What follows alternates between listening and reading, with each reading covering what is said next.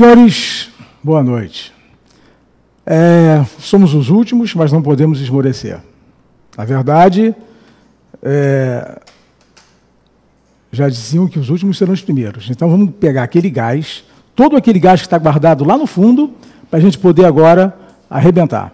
Até porque vocês têm que entender o seguinte: o pessoal que está me assistindo hoje vai fazer a área biomédica, vai fazer a área biomédica da UERJ. Nós vamos ter uma aula de biologia. Pode ter certeza que nós vamos ter uma aula de biologia muito boa. Agora, detalhe: a UERJ, normalmente, ela tem uma sequência, né? Ela tem pontos já marcados. Na verdade, a UERJ é sempre a mesma coisa. Ela não muda muito. O que a UERJ faz? Ela faz muito metabolismo, ela faz alguma coisa de fisiologia, uma ou outra questão de genética mendeliana. Esporadicamente, ela faz uma questão de reprodução. E pode ser que tenha também lá uma questão vinculada à ecologia. Bom, eu fiz um apanhado e nós vamos bater um papo sobre aquilo que normalmente é vinculado na UERJ. Agora, com um detalhe: algumas questões são da própria UERJ, outras não. São modelo UERJ, que é para a gente poder discutir, a gente poder bater um papo em relação a isso, né? Então, vamos lá. Vamos perder muito tempo não e vamos começar. Primeira questão, de cara, metabolismo. É exatamente o que a UERJ mais pede no vestibular, metabolismo. Então, vamos lá. Os glicídios, chamados de açúcares ou carboidratos, constituem a principal fonte de energia dos seres vivos e estão presentes em diversos tipos de alimento. Observe uma coisa aqui. Açúcar, carboidrato, a gente sabe que é molécula energética. Mas deixa eu te perguntar uma coisa. Será que o carboidrato é a única molécula energética que a gente tem? Claro que não, né? Aliás, não é a única e não é a mais energética. Se você for ver, se você for analisar em termos de energia unitária, o carboidrato ele é menos energético até do que o lipídio. Se a gente pegar 1 grama de lipídio e 1 grama de carboidrato, nós vamos ver que o rendimento energético de 1 grama de lipídio é mais do dobro do rendimento energético de 1 grama de carboidrato. No entanto, há uma preferência nacional pelos carboidratos. E há uma preferência nacional pelos carboidratos por quê? A resposta você já conhece. Com certeza você já conhece. Simples. Acontece que os carboidratos, eles têm um alto índice respiratório. Drummond, eu não me lembro o que é índice respiratório. Se você não lembra, então dá uma olhadinha para cá. Olha aqui, ó. Veja bem. Índice respiratório, IR, é igual a quê? Razão entre CO2 eliminado durante a respiração e oxigênio consumido durante a respiração. Olha bem essa formulazinha. Simples, né? É uma razão. Índice respiratório. Quem tem alto índice respiratório é porque consome pouco oxigênio. Por outro lado, quem tem baixo índice respiratório é porque consome muito oxigênio. A gente costuma dizer, presta atenção aqui agora em mim um instantinho, a gente costuma dizer que é mais fácil quebrar o carboidrato do que quebrar o lipídio. Claro que é. Você pega uma molécula de carboidrato, que a glicose é o carboidrato de escolha, tem o quê? 6 átomos de carbono. Você pega um glicídio, um triglicerídeo, cada ácido graxo tem 16 átomos de carbono. Não tenha dúvida que vai ser muito mais fácil e mais rápido você quebrar a glicose. Mas, na verdade, a gente não pode esquecer que quando nós oxidamos uma molécula orgânica, lá no final da oxidação, tem uma moléculazinha esperando pelos produtos finais da oxidação, que são os hidrogênios. E essa moléculazinha é o oxigênio. Quem você acha que vai consumir mais oxigênio? Um carboidrato, uma molécula de glicose que tem 6 átomos de carbono, ou uma molécula de triglicerídeo que tem 3 ácidos graxos com no mínimo 16 átomos de carbono? Óbvio que a glicose vai consumir menos. Na verdade, não é nem uma preferência, na verdade é uma necessidade. Falei isso N vezes com vocês, N vezes. Na verdade, é uma necessidade. Eu, paradinho aqui agora, você que está aí sentadinho me olhando, você sabe muito bem que você não está queimando, você não tem oxigênio suficiente para oxidar a molécula de triglicerídeo. Nem que você quisesse, senão seria muito fácil, né? Já falei isso também. Poxa, eu iria me encher de de gordura, ou até mesmo de carboidrato, que acaba sendo transformado em gordura, e vou deitar para queimar. Não é assim que funciona, velho. Você, para oxidar moléculas de triglicerídeos, de gordura, você precisa de muito mais oxigênio. E você só obtém isso de uma forma digna, saudável e honesta, através de quê? Atividade física. Bom, então voltando à questão. Diz lá, recomeçando, os glicídios, também chamados de açúcares ou carboidratos, constituem a principal fonte de energia dos seres vivos e estão presentes em diversos tipos de alimentos. Aí ele diz, o mel, o glicídio, no mel, o glicídio é a glicose. O mel contém a glicose. A cana-de-açúcar é rica em sacarose. Olha, já temos dois, hein? Ele já falou aqui, olha, em glicose, perfeito? E falou aqui em sacarose. Daqui a pouco, nós vamos ver que glicose e sacarose tem alguma diferença, né? O leite contém a lactose, olha lá, um terceiro. Os frutos associados contêm frutose e a própria glicose, que nós já havíamos colocado, entre outros. A celulose, olha lá, celulose é um outro carboidrato que forma as paredes das células vegetais, é um exemplo de glicídio. Aí depois ele coloca o ATP, voltando, o ATP, ou seja, o trifosfato de adenosina, ATP, molécula que você conhece bem, molécula que representa energia química para as células, o trifosfato de adenosina, a principal substância envolvida nos processos energéticos, também apresenta um glicídio. Está aqui, ó. Que glicídio é? É a ribose, em sua composição. Aí, indo lá para baixo. Classifique cada molécula de glicídio citada no texto, dê a fórmula química dos monossacarídeos e, no caso dos disacarídeos e dos polissacarídeos, especifique os monossacarídeos que os constituem.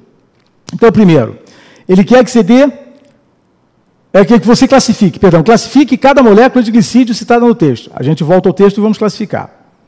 Depois, dê a fórmula química dos monossacarídeos. Vamos falar também. Existe uma fórmula geral dos monossacarídeos que você, de repente, já até conhece, né? Essa aqui é tranquila, né? A fórmula geral dos monossacarídeos, eu puxo uma seta e você já sabe qual é ela. CnH2ON. Isso é a fórmula geral dos monossacarídeos, onde esse N pode variar de 3 até 8. E você tem lá, se você tem C3, obviamente você vai ter H6O3, e assim por diante. Isso aí seria uma triose. Se você tiver esse N valendo 4, seria uma tetrose, e por aí vai. Então ele quer que você classifique os glicídios, as moléculas de glicídios, em monossacarídeos, disacarídeos e polissacarídeos. E no caso dos disacarídeos e dos polissacarídeos, ele quer que você especifique quais são os monossacarídeos que os constituem. Dá uma olhadinha lá abaixo. Os monossacarídeos que são citados lá no texto são esses que nós estamos vendo aqui. Frutose, glicose e galactose. Os três são monossacarídeos. Os três seguem aquela fórmula geral que eu acabei de colocar, ó. CnH2ON. Todos eles seguem essa fórmula. Todos eles seguem essa fórmula. Olha lá. Aqui tem o... Você entendeu, né? Tem o parêntese. CnH2ON. Observa. Frutose, glicose e galactose. Quantos átomos de carbono? Conta. 1, 2, 3, 4, 5, 6. Nos 3. Então, os 3 são o quê? C6H12O6. Você vai dizer, Drummond, mas então o que diferencia um do outro? Simples, meu caro. Você está percebendo que 2 deles têm um grupamento funcional aldeídico e um tem um grupamento funcional cetônico. Os monossacarídeos podem ser aldoses, derivadas de aldeídos, ou podem ser cetoses, derivadas de cetona. E você está vendo que os monossacarídeos, no fundo, são poliálcoois. Olha lá, uma hidroxila, 2, 3, mais 2 aqui. Quer dizer, então são poliálcoois derivados de aldeídos e cetonas. No caso que diferencia, por exemplo, a glicose da galactose, ambos são aldoses, derivam de aldeídos. Mas olha a posição das hidroxilas. Você tem, no caso aqui da glicose, né, hidroxilas posicionadas praticamente todas de um lado. No caso da lactose, você tem uma alternância na posição das hidroxilas. Isso é que vai diferenciar um monossacarídeo do outro. Mas a fórmula é a mesma para todos. Descendo mais um pouco, a ribose. A ribose também é um monossacarídeo. Agora, qual é a fórmula dela? C5H10O5. É um monossacarídeo como aqueles que nós vimos. Então já vimos, observem, hein? Não percam não. Nós já vimos a frutose, nós já vimos a galactose, a glicose e a ribose. As 4 são monossacarídeos. Mas ele fala também de disacarídeos. E que disacarídeos ele menciona lá? Maltose. Maltose é um disacarídeo. Sacarose é um disacarídeo. Lactose também. O que é um disacarídeo? Você está vendo? É formado por 2 monossacarídeos. Aqui, ó, 2 monossacarídeos. No caso aqui, a maltose é formada por 2 glicoses. A sacarose é formada por uma glicose e uma frutose. O que você está vendo aqui, que diferenciou da fórmula que eu botei anteriormente, é que aqui você está vendo as moléculas com a fórmula cíclica delas. Mas é a mesma molécula. Então você tem aqui 2 glicoses formando a maltose, uma glicose e uma frutose formando a sacarose, disacarídeos. Eu já estou dizendo quais são os componentes desses disacarídeos. E a lactose? A lactose é formada por uma galactose, que é uma hexose, e uma glicose. Qual é a diferença que você está vendo entre a maltose, a sacarose e a lactose? Será que é essa ligaçãozinha aqui, ó? Você está vendo isso aqui? É diferente, não é, cara? Você já observou, você é um cara observador. Essa ligaçãozinha, né, observada na maltose e na sacarose, é uma ligação do tipo alfa-glicosídica. E essa ligação observada aqui, ó, na lactose, é uma ligação beta-glicosídica. Tá bom, Dumont, você já disse que é alfa e beta, mas qual é a consequência e a importância disso a nível funcional? Olha, as ligações alfa-glicosídicas são muito mais fáceis de serem quebradas, de serem partidas, do que as ligações beta-glicosídicas. Nós, inclusive, temos alguma dificuldade enzimática para fazer a quebra das ligações beta-glicosídicas. Em alguns casos, nós não temos nem a enzima, como, por exemplo, nós vamos ver já já, no caso da celulose. O polissacarídeo que ele cita lá na questão é exatamente a celulose. E você está percebendo que a celulose é um polímero, poli, vários, mero, parte. Então, é um polímero de glicose. Várias glicoses encadeadas formam a celulose. Agora, qual é da celulose? Lembra, a celulose aqui, ó, é ponte beta-glicosídica. E nós temos sérias dificuldades com ela. Na verdade, a celulose não é digerida no nosso aparelho digestório. Nós não temos enzima alguma capaz de fazer a digestão. Você diz, porra, Dumont, então, pera lá. Calma. Olha para mim um instantinho. Olha para mim. Nós não temos enzimas capazes de digerir a celulose. Isso não significa que ela não tenha função nenhuma para nós. Vamos lá. Nós estamos falando de moléculas importantes de metabolismo de modo geral. Dumont, você está dizendo que toda a celulose que eu como, ela sai íntegra. Então, de que me serve isso? Você não vai obter, por exemplo, glicose comendo celulose.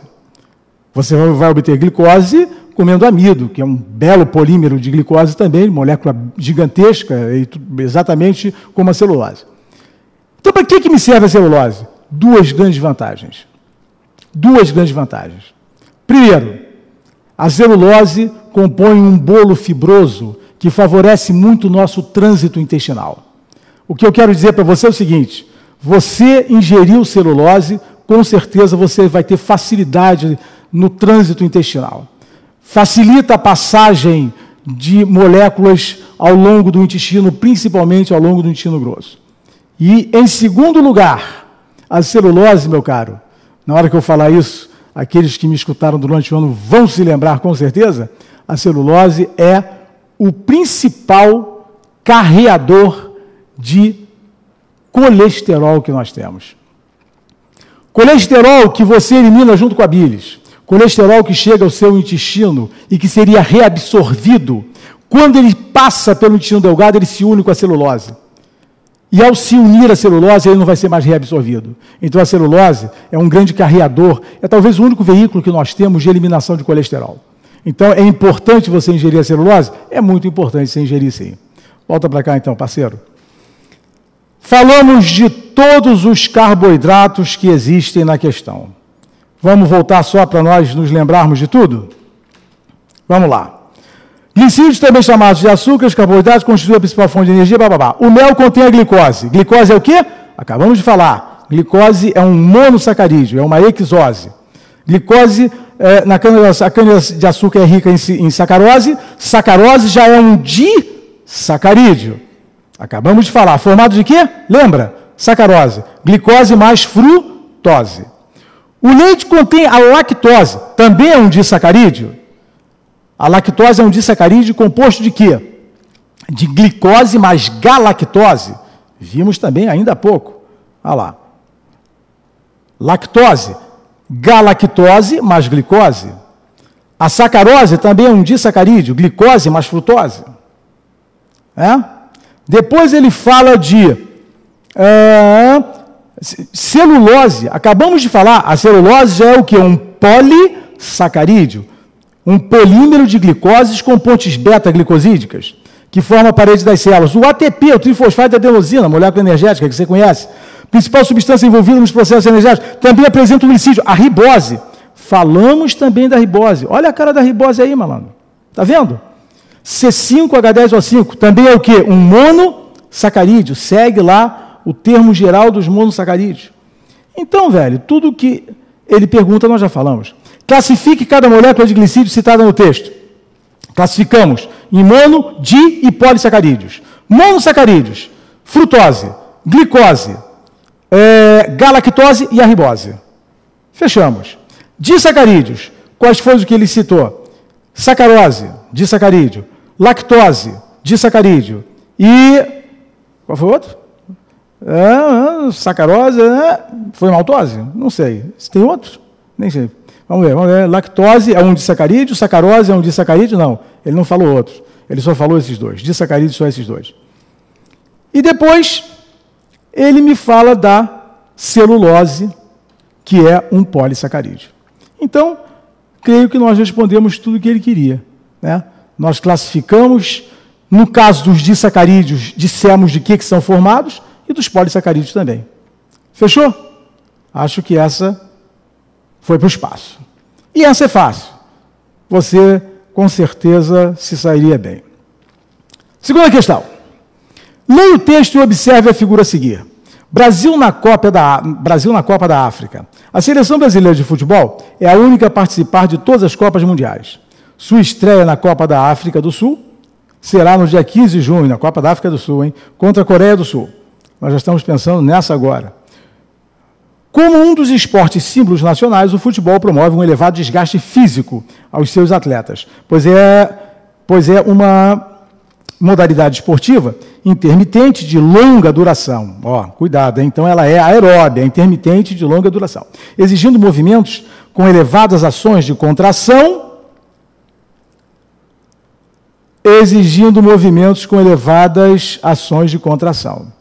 Considerando o exposto, explique como ocorre no atleta o movimento de contração da unidade representada na figura durante uma partida de futebol. Primeira coisa que a gente tem que saber, ele quer saber como é que o músculo se contrai.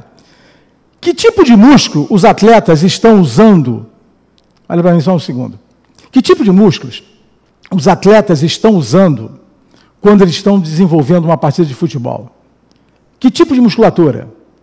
Qual é a musculatura mais exigida? Claro que a musculatura cardíaca é exigida sempre, não me vem com essa, pô. Eu estou querendo saber que tipo de músculo é exigido na hora da partida de futebol. Que tipo de músculo o cara vai utilizar? Musculatura estriada esquelética. Então, o que nós estamos vendo aqui nesse esquema é exatamente isso. É o esquema da musculatura estriada esquelética. Dá uma olhadinha no esquema agora para você ver. Olha só. O que está sendo representado aqui é um sarcômero. Isto é um sarcômero. Você se lembra, por acaso, o que é um sarcômero, cara? Sarcômero é a unidade de contração muscular. Ele está representado aqui de uma forma. Essas moléculas mais fininhas que você está vendo aqui, que eu estou marcando são as moléculas de actina. Lembra disso? As moléculas mais espessas, está vendo aqui, ó? São moléculas de uma outra proteína chamada miosina.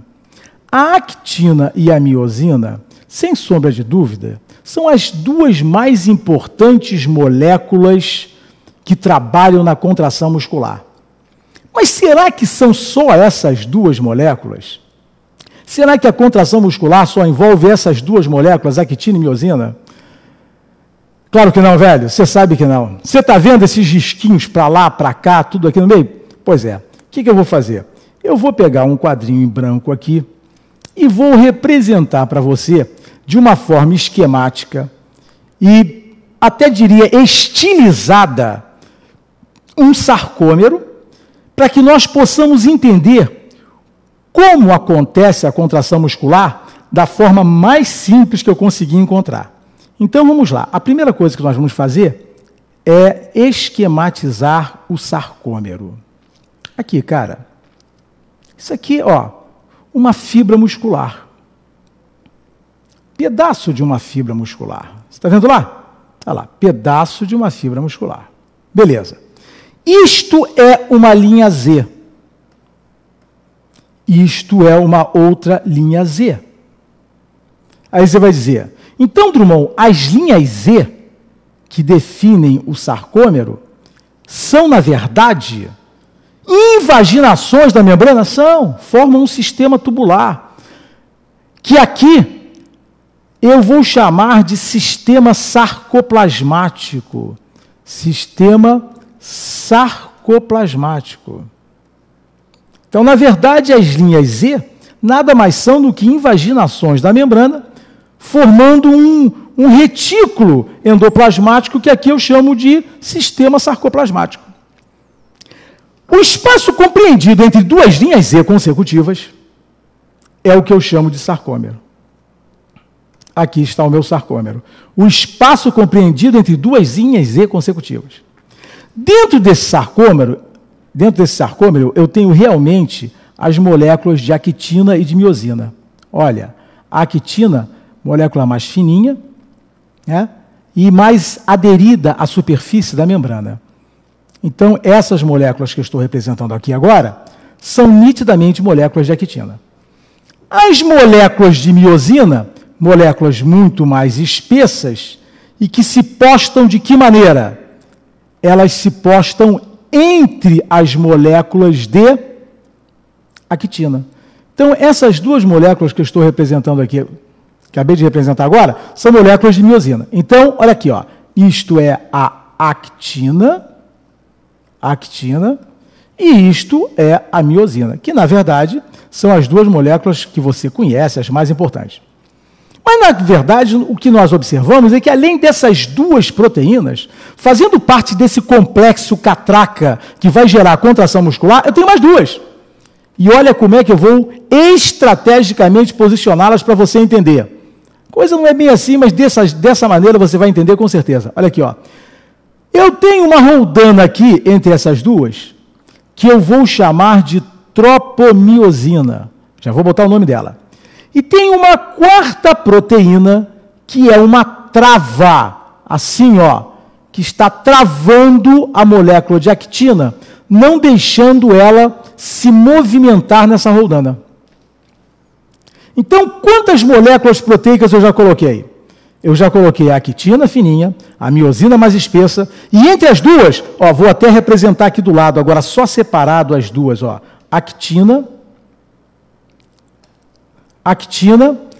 a miosina, aqui, ó, miosina, separada aqui, e entre elas, duas moléculas, uma roldana e uma trava, assim, ó, uma trava.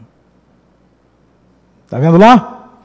Essa roldana eu chamo de tropomiosina. Tropomiosina. E essa trava aqui, eu chamo de troponina. Então, meu velho, diz para mim, quantas proteínas eu tenho no músculo trabalhando para contração? Na verdade, 4. Quais são as 4? Actina, nossa velha e conhecida actina. Miosina, nossa velha e conhecida miosina. Mas agora nós temos mais duas. A troponina, que aqui estaria funcionando como uma espécie de roldana. Isso para você entender com mais facilidade. A tropomiosina. E a troponina, que seria uma trava dessa roldana. Vamos ver como é que ocorre a contração? Então agora é a pergunta dele. A gente vai ter que explicar de que maneira ocorre o trabalho de contração. Então acompanha comigo. Para que ocorra a contração muscular, a primeira coisa que tem que acontecer é chegar nesse músculo um IN. Jovem, o que é o IN? IN que chega através de uma placa como essa que nós chamamos de placa motora. O que é o IN? Impulso nervoso. Tem que chegar um impulso nervoso. Quem comanda a contração muscular é o impulso nervoso. Sem impulso nervoso, obviamente, não vai haver contração muscular. Então vamos lá. Chegou o impulso nervoso. Quando o impulso nervoso chega aqui, ó, na chamada placa sináptica, porque na verdade, deixa eu ver se eu consigo aqui desenvolver aqui, é que eu fiz o desenho em cima do treco, né? Não vou conseguir. Faz mal.